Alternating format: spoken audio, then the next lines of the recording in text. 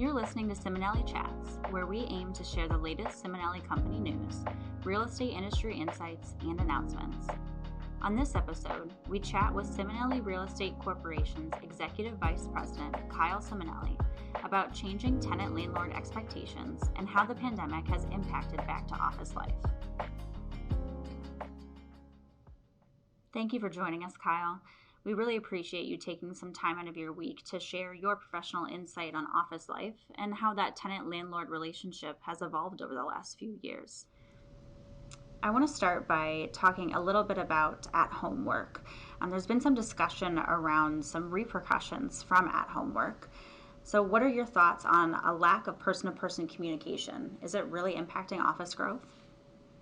There's no black and white answer to that question. It really depends on the industry, the people, the age of the company, how the company's looking to grow. I'd say the more that this pandemic has gone on, the more it's leaned towards yes in answering that question. But there are still a lot of companies that are set up right that they can work from home inevitably. Are you seeing any long-term leadership issues due to lack of mentor relationships? Yeah, I would say that's the primary, really the primary fault or the primary negative outcome of the work from home is really how does a young person in their career grow within an industry, create a mentor or a mentorship? How does a mentor really take on and educate the younger workforce when the interaction is primarily virtual? It's really a tough task that we've all tried to navigate as this pandemic has become longer and longer. So throughout the pandemic, we shifted our homes to look like an office, but now it seems offices are shifting to look a little bit more like our homes. How do landlords find the home but not home balance when creating an office environment? So there's two ways to answer that question. There's how do landlords create the environment within their buildings that offer a lot of the amenities and the experience that would bring their employees away from home into an office building. And that question can really be answered by not just creating the amenities, but creating a program behind the amenities. A landlord really can't just drop a gym in the corner of a building anymore and say we're fully amenitized. There needs to be a health and wellness program behind that gym. There used to be a day where collaboration within a lobby was frowned upon.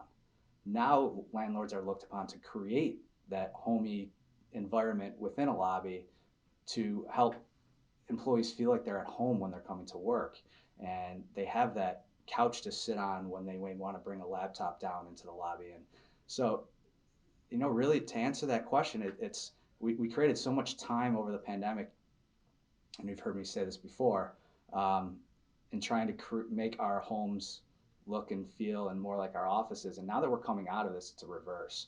What can landlords do both within the common areas of their buildings, but also what can employers do within their space to make the office space in the buildings more like a home? So on the other side of that, as companies are trying to lure their tenants out of their homes and motivate them to come back to the space, there's really a lot of different ways that these employers should be looking at doing that. And it's there was a huge trend going on pre-pandemic where efficiency was key. You were trying to stack people on top of each other. People had no problem working within 15 inches of each other, and the bench seating was becoming very popular. And overall efficiency was the name of the game, especially within the tech industry, and then that evolved within the banking and other industries as well. Now, coming out of the pandemic, where people are more used to their personal privacy, you really got to walk that fine line between still having those efficiencies and still utilizing your space in a way that you're maximizing the amount of people you can get within it, but still also creating that privacy that employers need. Or that employees need. So employers have been really tasked with going out there and looking at the most new age office furniture that will provide that level of privacy, but also, it's also important, like anything, to be economic and fit as many employees as you can in your space. So that line that balance is really what the focus needs to be coming out of this whole mess that we've been in the last couple of years. Newmark Ciminelli's bread and butter is specializing in tenant representation. How do you see these back to office trends altering what tenants require and expect of landlords? And in addition to that, what are tenants looking for in this current environment? So it's really interesting as we've started to come out of this, and you've seen how the real estate market has improved and where. And this is going to really probably answer both of those questions because you've already seen some of the trends evolve, especially in some of our major metropolitan areas like New York and San Francisco. And you can see that the deals, and especially the larger deals that are getting done, are at the top quality buildings. They're brand new construction or something that's been newly renovated or re-amenitized. Tenants are not afraid to pay up in today's environment because they want the best space to not only motivate their employees to come into the office, but recruitment and retention has become even more of a motivator within office space now than it's ever been, especially with the tight employment markets and so forth.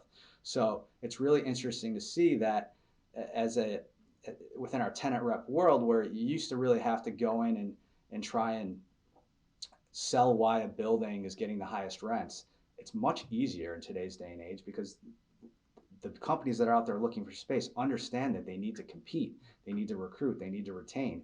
So, and you look at New York City and you look at deals done by Facebook and Google, and these are deals done at the top of the market, over $120 per square foot. And that's just a sort of a common trend you're seeing across the country. There's a flight to quality. And at the end of the day, it's the quality of the office space, the building environment that's ultimately going to lead to the success of these companies as they try and bring these employees back after, and also recruit and retain new employees as they grow their companies coming out of this pandemic. So here at Newmark Ciminelli, luckily we're with our Newmark global platform and our consistent collaboration with other cities and our main hub in New York City, we've really been following the trends clearly in our own submarket, but also across the nation and the country. And it's positioned us to help educate our clients here locally on what other companies are doing in other cities and so forth. So what does that mean? How are companies utilizing their office space today as they move forward? What's the per square foot per person allocation that the big tech companies are looking at in New York City? Really around space design, certain protections that come with making sure that tenants are protected with future and result of future pandemics, which a lot of those things reared their heads over the last 2 years when a lot of tenants realized I'm not using the space and I still have to pay rent. How do I protect against that in the future? So because of this platform we now have at Ciminelli with Newmark, it's really helped us to get out in front of the issues that are coming out of the last 2 years and properly educate our clients locally on what the trends are happening nationally. So in addition to our tenant work, clearly, in Buffalo, Newmark Ciminelli has a large landlord portfolio.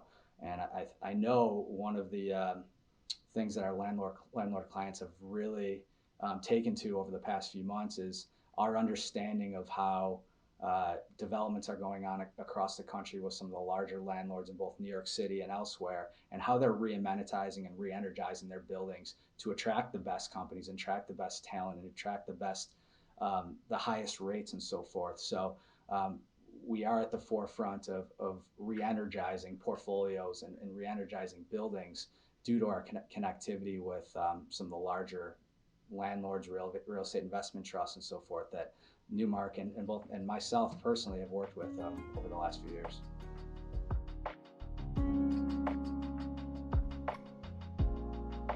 Thanks for listening, and stay tuned for more Ciminelli Company news, real estate industry insights, and announcements.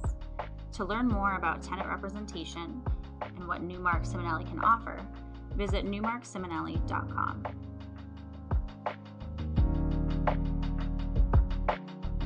This podcast is a production of Ciminelli Real Estate Corporation Marketing.